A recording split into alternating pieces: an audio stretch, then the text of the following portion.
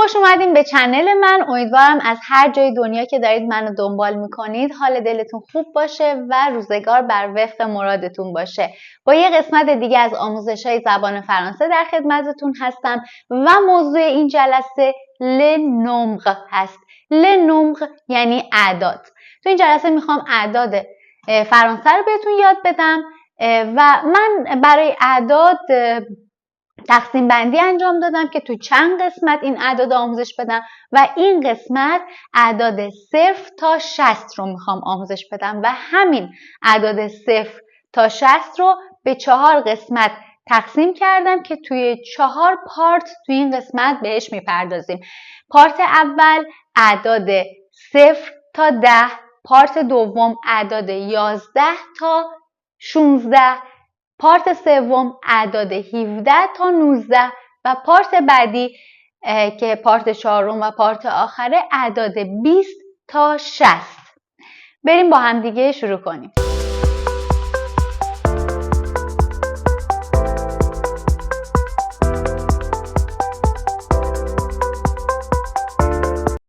اعداد 0 تا 10.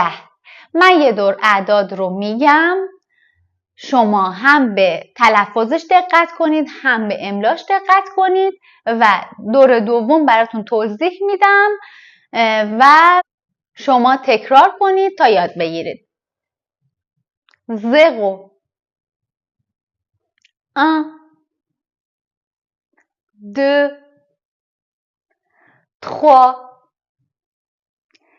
4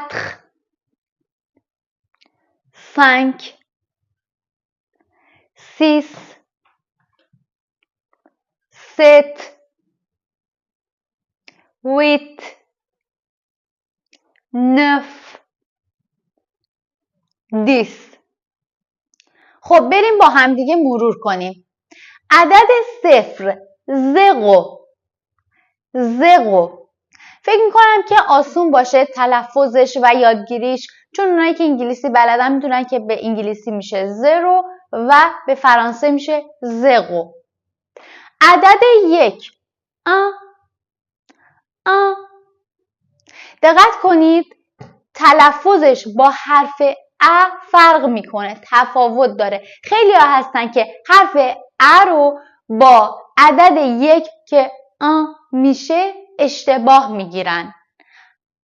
حرف ا عدد 1. و نکته که در مورد عدد 1 وجود داره اینه که برای عدد 1 ما فمینن مسکولن داریم. چرا؟ فلش بک میزنم به قسمت قبلی که گفتیم که مثلا میخوایم بگیم این یک کتاب است، c'est un livre، چون لیور کتاب مذکره. اما وقتی میگیم این یک سیب است، چون سیب مؤنثه، میگیم c'est une pomme. پس اینجا میشه یک مذکر و اون میشه یک مؤنث.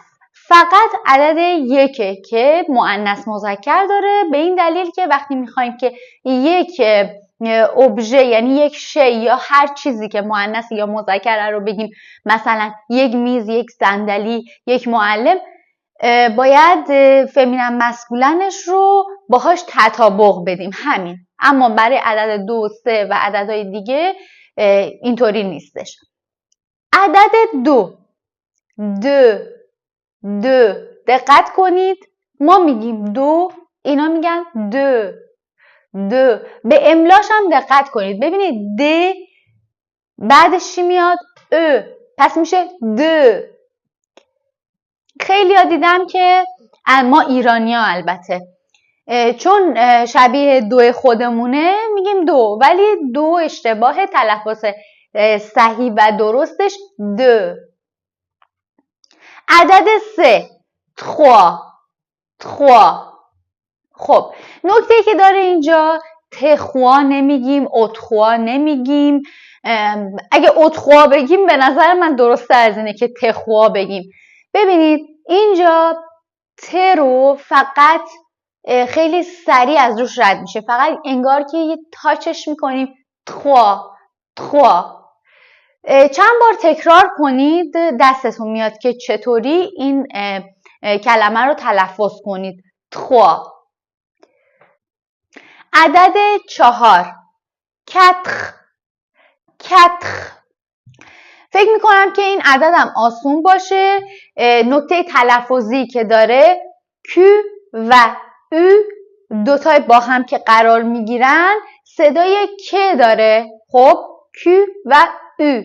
خب اینا رو در نظر بگیرید. بعدیش چی میاد؟ ا میشه ک. quatre. quatre.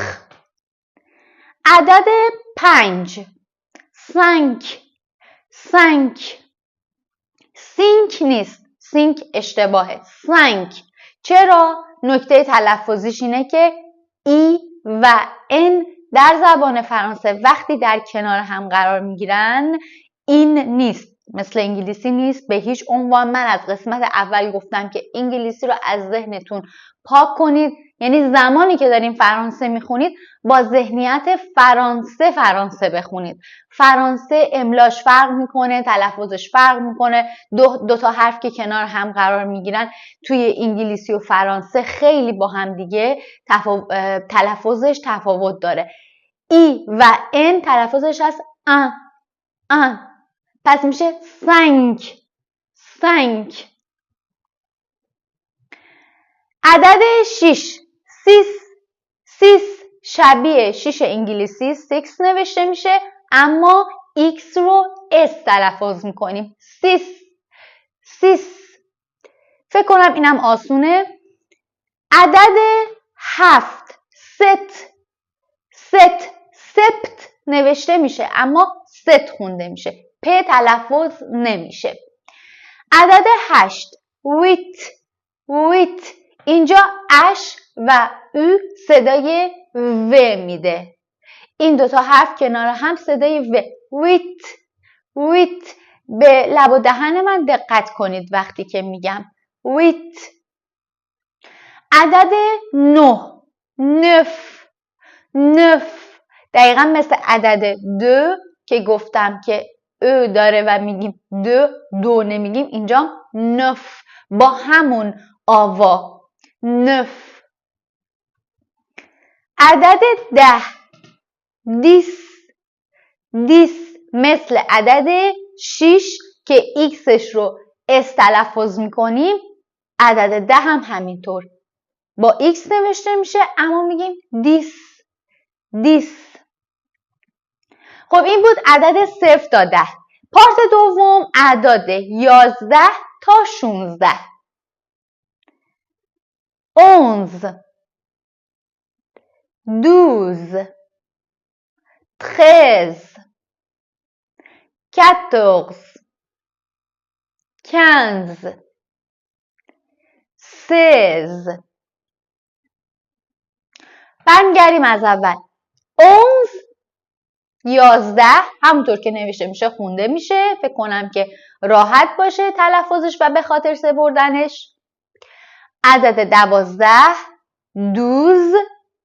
12 این هم همونطور که خونده میشه نوشته میشه اما املاشو با عدد 2 قاطی نکنید. خیلی ها اینا رو در املا و یه جاهای دیگه‌ای که حالا در جلوتر متوجه میشیم ممکنه 2 و 12 رو قاطی کنن اما خیلی دقت کنید به هر عددی که میگم به املاش هم دقت کنید. 12. عدد 13 13. ببینید تی اول کلمه مثل هم 3 فقط یک آن تاچ میکنیم ت رو. 13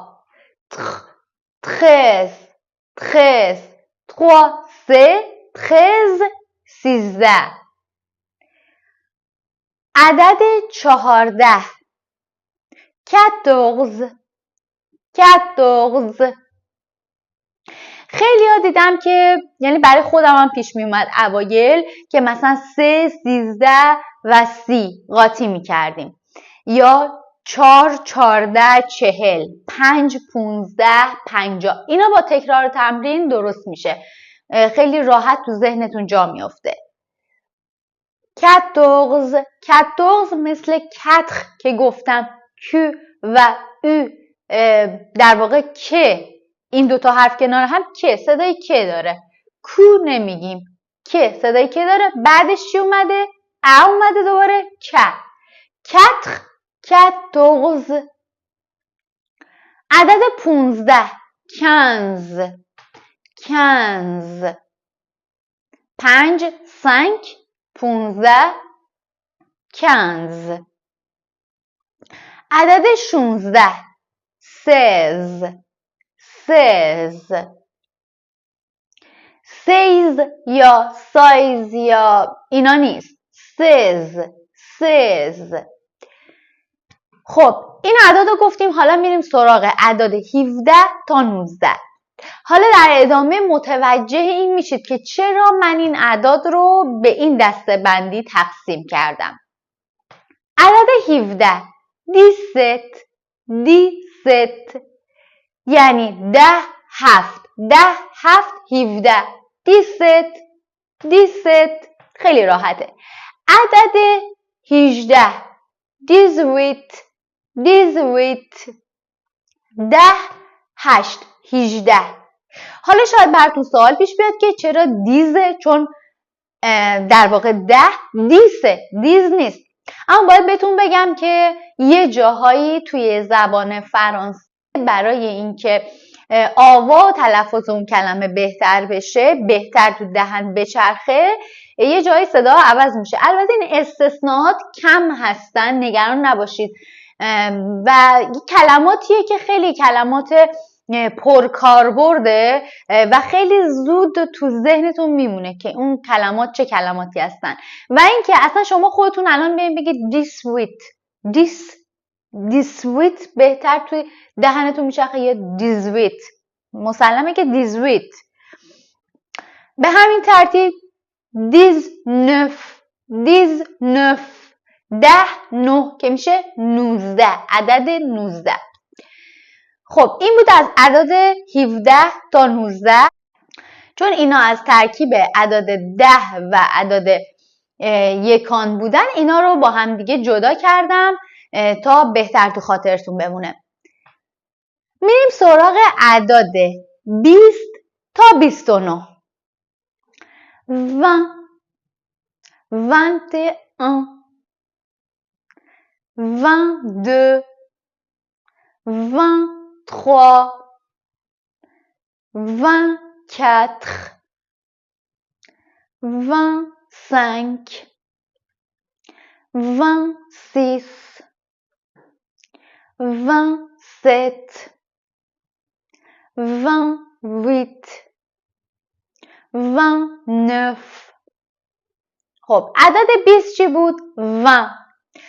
به املاش دقت کنید. ان ژ ت تلفظ نمیشه، خونده نمیشه، میگیم 20. ما جلسه که معلممون داشت به ما اعداد رو یاد میداد، وقتی به عدد 20 رسید دستش رو گذاشت رو بینیش و یعنی چی؟ یعنی اینکه انو اینجا تو دماغی و نامحسوس تلفظ میکنیم. 21 میگیم 20 و 1. 21. خب چرا اینجا ت تلفظ شد؟ ببینید در املای عدد 20 ما آخرش ت داریم، درسته؟ طبق قاعده لیزونی که من تو قسمت دوم گفتم بهتون، گفتیم که کلمه‌ای که با حرف بی صدا صامت تموم میشه و کلمه بعدی با حرف وایل یا صدادار شروع میشه، در اینجا حرف آخر کلمه اول میچسبه به حرف اول کلمه دوم و صداش تلفظ میشه. ونت در حالت جدا جدا و ا. خب ولی وقتی که با هم تلفظ میکنیم میگیم ونت یعنی 20 و 1. حالا 22 چطور؟ 22 دیگه نمیگیم 20 و 2، فقط تو 21 و میاریم وسطش، اما 22 23 تا 29 میگیم 22 23 24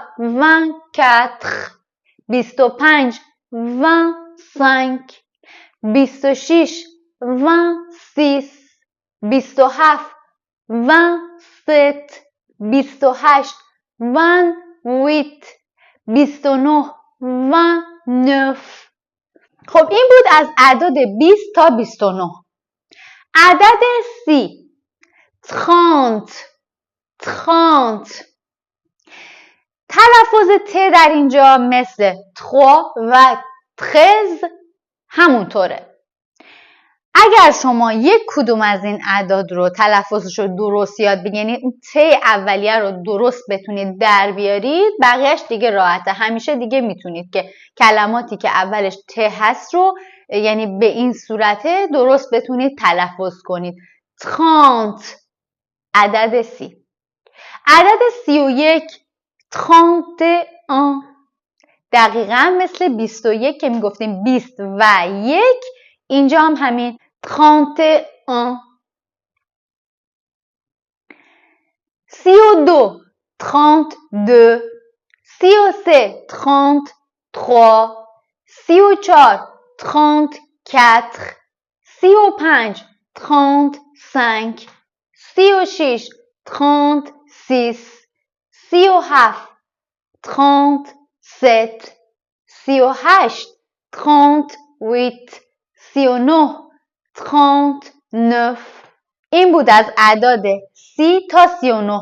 شاید یه مقدار سریع گفته باشم، چون احساس میکنم که اعداد 20 تا 29 30 تا 39 یه جورایی مثل همه، فقط دهگانش فرق میکنه. اونو میگیم 22، اینو میگیم 32.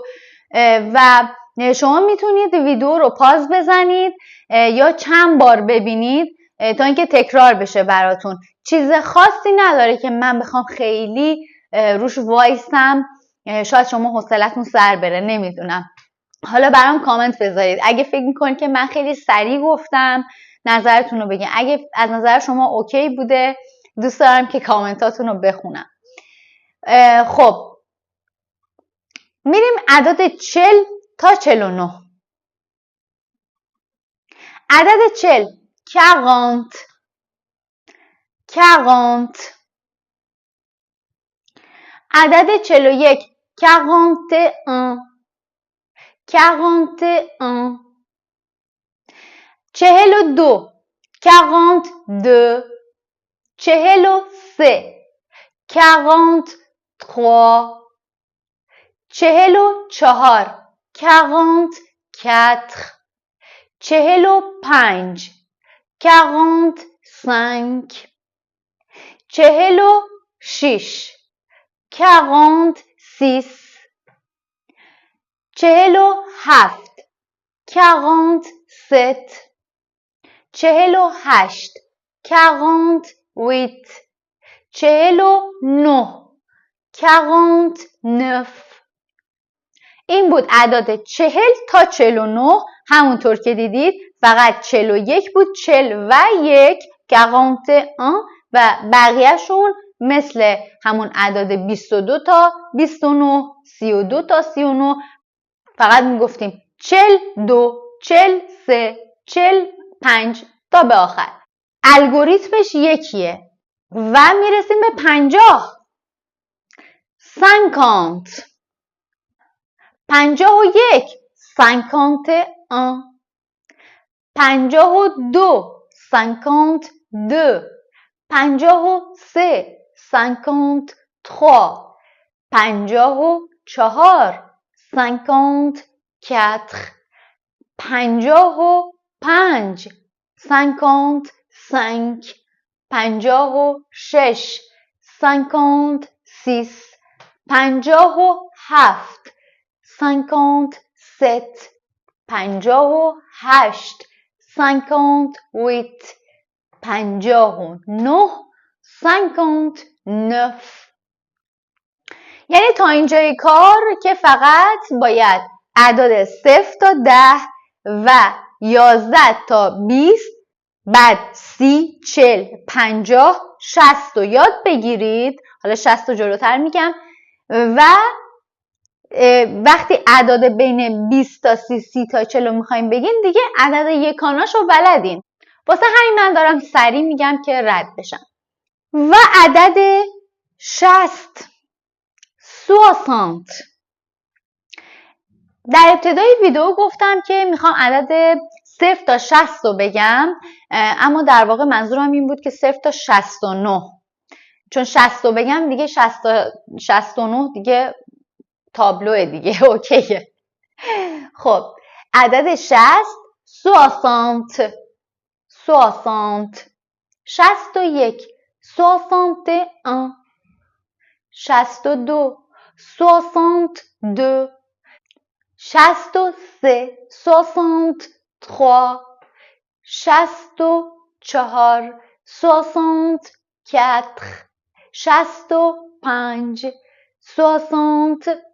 65 66 66 67 67 68 68 و 69 69. این بود از اعداد 0 تا 69.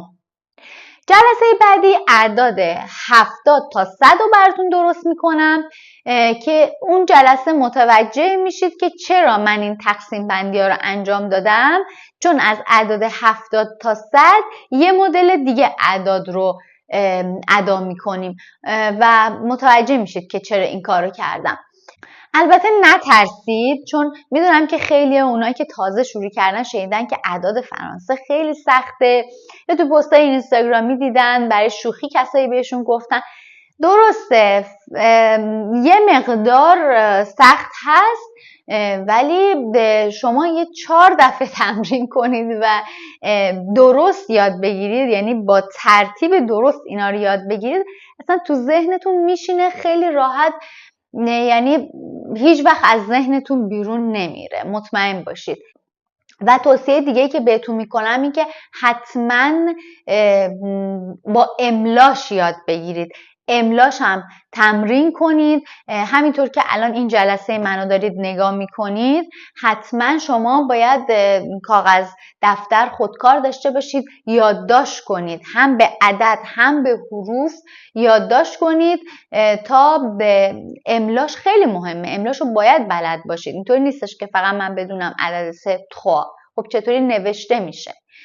و اینکه من در ادامه یه سری تمریناتی، ویدیوهای تمرینی در واقع درست میکنم برای اعداد که یه حالت تکرار و تمرین و بازی طور بشه تا تو ذهنتون بهتر جا بیفته. مرسی که تا انتهای ویدیو با من همراه بودید. اگه آموزشم رو دوست داشتید لطفاً ویدیومو لایک کنید، با دوستاتون به اشتراک بذارید. خوشحال میشم اگه برام کامنت بذارید، کامنتاتون رو میخونم حتما، برام خیلی مهمه نظراتتون. اگر سوالی براتون پیش میاد شک نکنید، حتما همون لحظه کامنت بذارید. فکر کنید که من معلم شما هستم، شما تو کلاس من نشستین و حق دارید که هر سوالی که به ذهنتون میاد در مورد زبان فرانسه از من بپرسید، من جواب سوالتون رو حتما میدم. حتی اگه سوالش خیلی تخصصی باشه براش یک ویدیو درست میکنم که جواب سوالتون رو بدم. و اینکه اگه دوست داری که آموزشامو دنبال کنی لطفاً کانالمو سابسکرایب کن و زنگوله رو فشار بده تا ویدیوهام زود به زود به دستت برسه. مرسی، خدا نگهدار.